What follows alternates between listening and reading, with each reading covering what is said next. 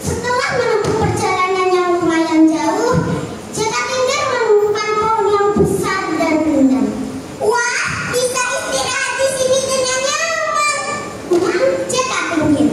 Jaka Tingkir memutuskan untuk beristirahat di bawah pohon tersebut.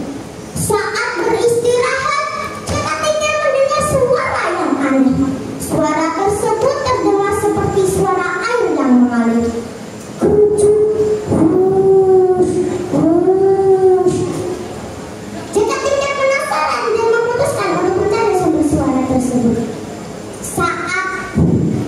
Saat dia mencari sumber suara tersebut, ia menemukan suatu sungai yang jernih dan segar.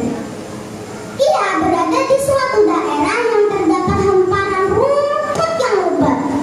Bahasa Jawanya, ketul. Lokasi padang rumput itu terletak sebelah utara sungai Bengawan Solo di sebuah lembah. Begitu tiba di daerah itu, kerbau langsung kegirangan.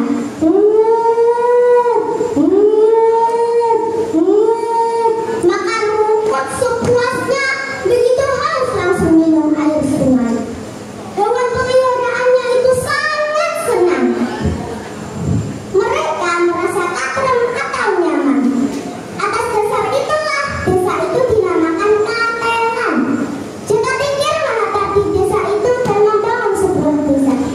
Desa tersebut kemudian dikenal sebagai Desa Katelan Kangen.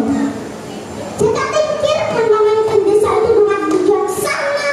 Masyarakat harmonis dan saling menghormati.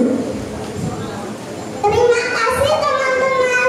Itulah ceritanya asal-usul Desa Katelan Kangen. Terima kasih. Ingat ya teman-teman, kita harus banyak membaca buku agar ilmu pengetahuan kita tambah bertambah. Terima kasih.